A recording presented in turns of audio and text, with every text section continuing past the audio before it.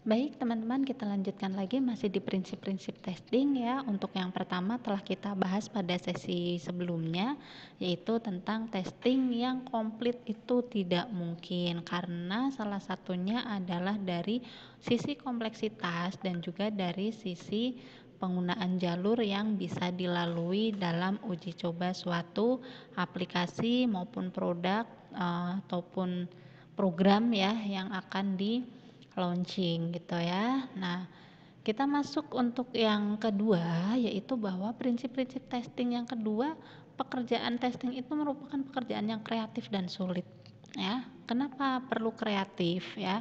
Di sini kita bisa lihat ya bahwa testing itu hasilnya harus bisa diakui ya, diakui oleh para praktisi ya, sehingga kita tidak hanya sekedar melakukan testing asal gitu ya, atau tanpa direncanakan gitu ya. Jadi hasil dari testing itu yang diakui oleh para praktisi atau orang-orang yang memang pakar di bidangnya gitu ya.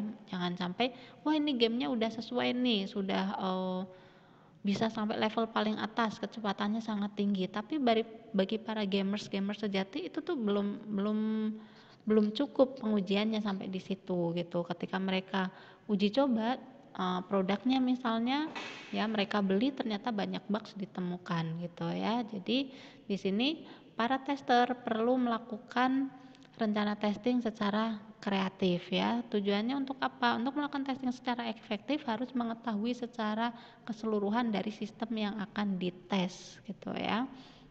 Oleh karena itu, untuk dapat sukses, testing dibutuhkan hal-hal antara lain adanya kreativitas, pengetahuan bisnis, pengalaman testing, dan juga metodologi testing. Jadi, ada beberapa hal penting dalam hal kreativitas melakukan rencana testing gitu ya.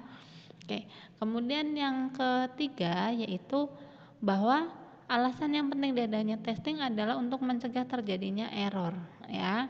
Konsep siklus dari testing sendiri bahwa hasil testing itu diasosiasikan pada fase pengembangan. Seperti tadi disampaikan ya, bahwa hasil dari testing dikembalikan lagi kepada tim pengembang misalnya ya, agar apa? Agar dapat diperbarui ya. Semua testing harus dapat dilacak sehingga dapat terpenuhi dari keinginan para konsumer atau user ya. Tujuan utamanya adalah memperbaiki error atau bug yang ditemukan. Maka dari itu kembali lagi ke sini bahwa harus kreatif ya, para tester itu harus pola pikirnya itu di luar para user yang biasa gitu ya. Mereka juga harus paham dari sisi pengetahuan bisnisnya ya, bahwa untuk kegagalan suatu produk ya, apabila testingnya tidak dilakukan benar-benar, itu juga akan menyebabkan sisi kerugian dari bisnis ya.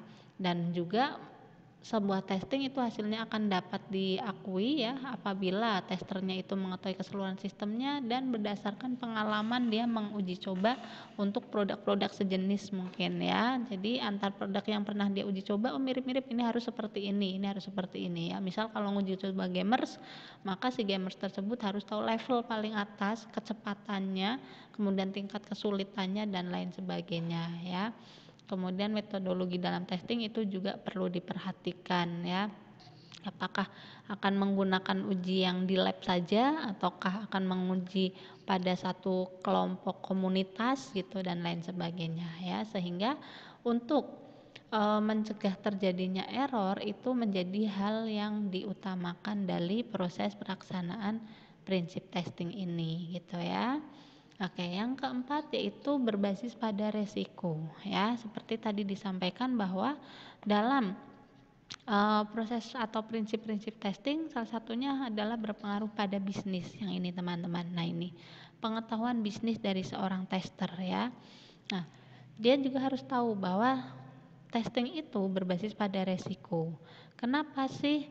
Karena di sini walaupun testing tidak bisa dilakukan secara keseluruhan, tidak berarti bahwa testing itu yang efektif tidak dapat dilakukan ya, melainkan dapat dilakukan seperti tadi, bahwa untuk beberapa form yang hampir mirip maka silahkan diambil misalnya 2 atau 3 form ya untuk dilakukan uji testingnya ya. Oleh sebab itu, testing merupakan hasil pertimbangan dari risiko dan ekonomi. Ada 4 faktor utama, yaitu adanya sumber daya dan biaya yang dibutuhkan ketika melaksanakan testing. Tadi testing salah satunya juga dilakukan secara tim. Tentu saja ada sumber daya pakar ya, pakar terhadap satu bidang tertentu ya. Misalnya dari sisi UI-nya, dari sisi kecepatan sistem, dari sisi jaringan dan lain sebagainya. Nah, untuk para pakar-pakar tester tersebut juga biayanya tentu akan dibebankan ya, atau akan ada biaya tersendiri untuk para tester itu ya. Ini bisa dilakukan berdasarkan pada skala prioritas ya. Bagian mana nih yang paling penting yang perlu kita prioritaskan, kita dahulukan testingnya, misalnya seperti itu ya. Kemudian faktor yang berikutnya dari sisi resiko adalah biaya dari keterlambatan pengiriman produk. Jadi pelaksanaan testing itu selain terencana, itu jadwalnya juga harus cukup baik ya, supaya apa, hasil uji dari testing tersebut tidak mempengaruhi terhadap keterlambatan pengiriman produk ke, misalnya ke deadline launching produk tersebut kapan ya, si software ini, aplikasi ini, game ini akan di launching kapan gitu ya. Oke, yang faktor berikutnya yaitu adanya defect ya, kemungkinan adanya defect ini juga akan mempengaruhi dari risiko dan ekonomi ya. Kenapa? Karena biaya yang disebabkan oleh defect ya atau kerusakan itu menyebabkan error yang akan membawa kerugian dari sisi bisnis pengembangnya ya, sehingga pelanggan juga akan merasakan dampaknya ya.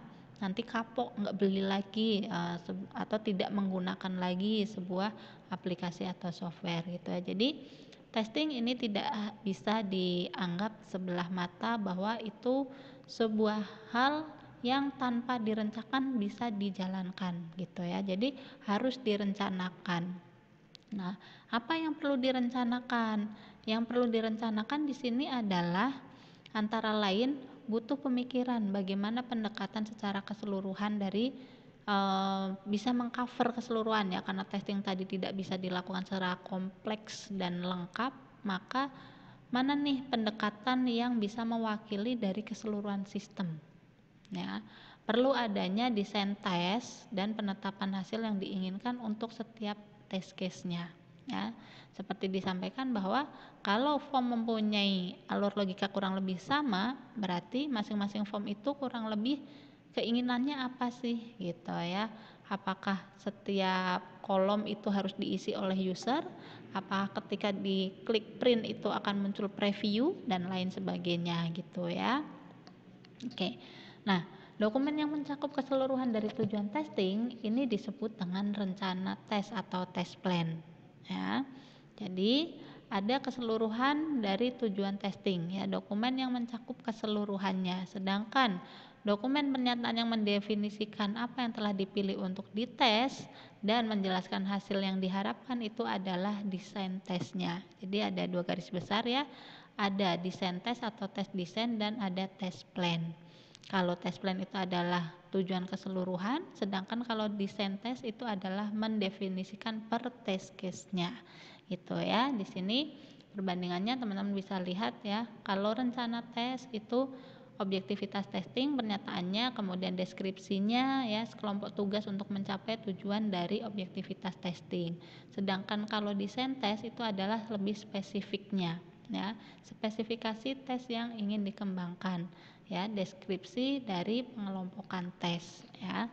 Oke teman-teman, jadi dapat kita lihat bahwa kegiatan testing itu bukanlah suatu hal yang bisa dijalankan tanpa adanya rencana. Karena apa? Karena apabila hal itu terjadi, hasil dari pengujian testing itu tidak akan diakui oleh para pakar khususnya di bidangnya.